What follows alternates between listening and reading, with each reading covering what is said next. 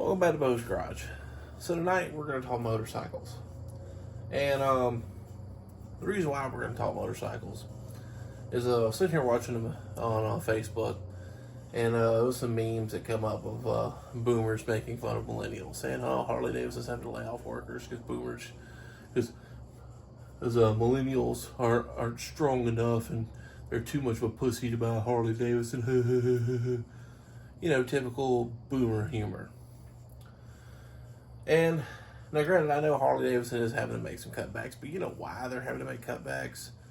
Because they fucking suck. Millennials aren't buying Harley Davidsons. Shocker. You know, and the boomers attribute it to this and that, but yeah, and I know they make jokes about it, but you know the real reason millennials aren't buying these things? Because they're overpriced junk.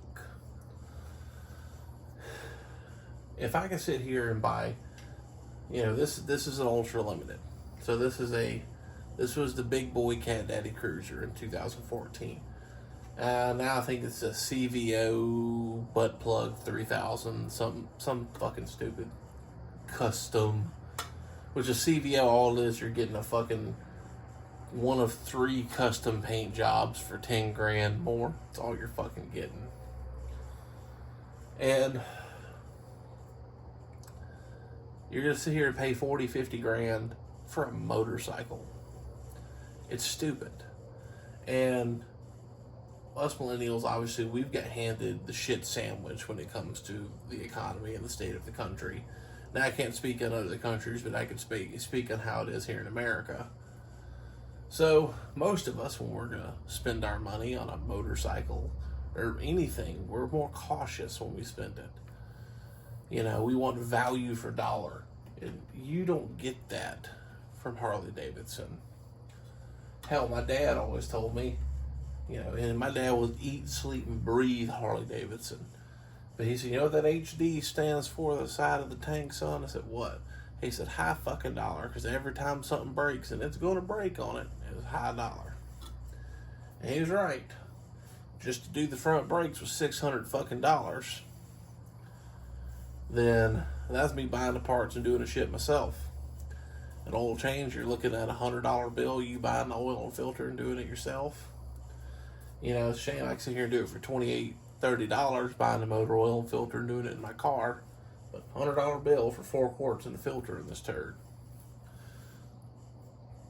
You know, and it gets to the point, you look at it and say, why? Why does this cost more? Why am I paying more and getting less?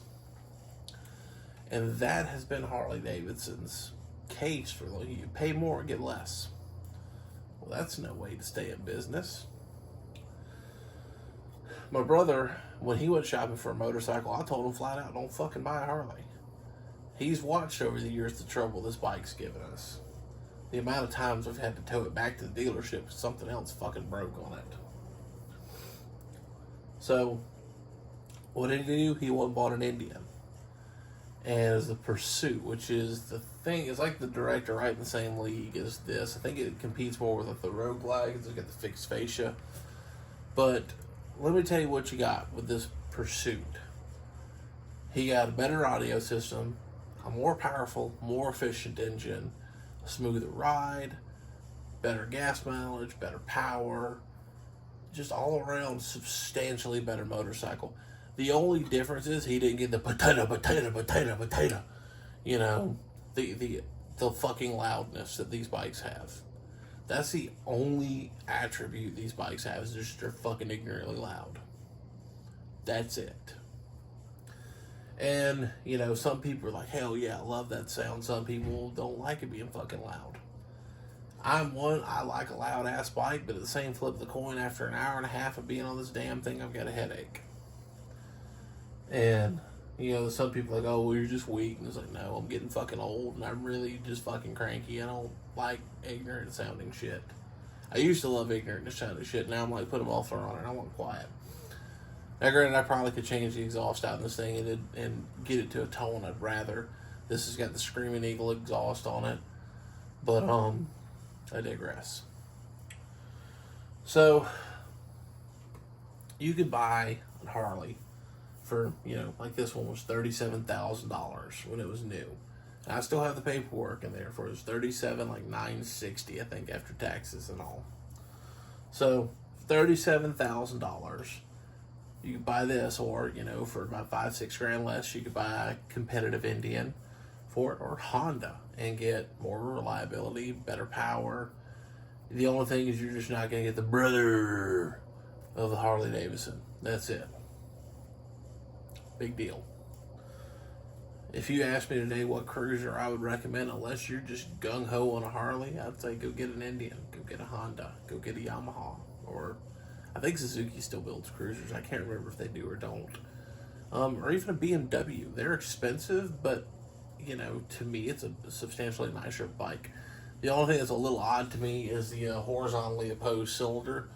I rode an R18. It was a very awkward kind of riding position, at least for me. I'm 6'5".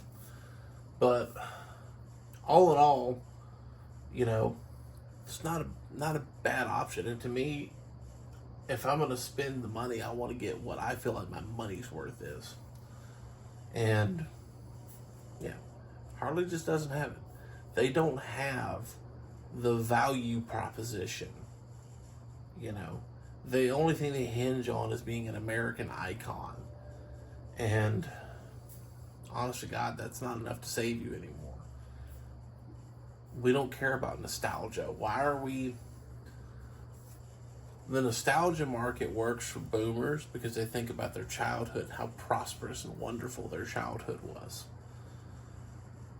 But millennials, what has our childhood been? Nothing but fucking global catastrophe, shit economy, everything else. We're not nostalgic for that shit.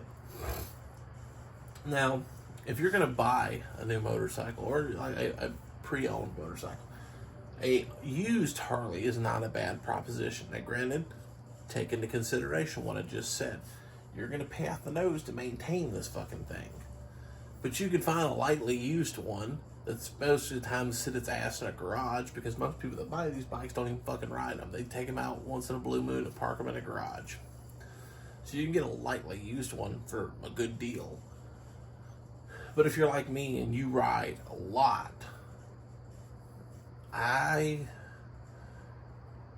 would be hesitant to recommend one of these. I would. To me, if I'm buying a big cruiser, like a big boy cruiser like this, I think, honest to God, I would probably get a Gold Wing, because it's more comfortable, better for highway travel than these are. But, you also have the hinge of it. Yes, this is an American icon. Harley is a legend. So, you take the good with the bad in it.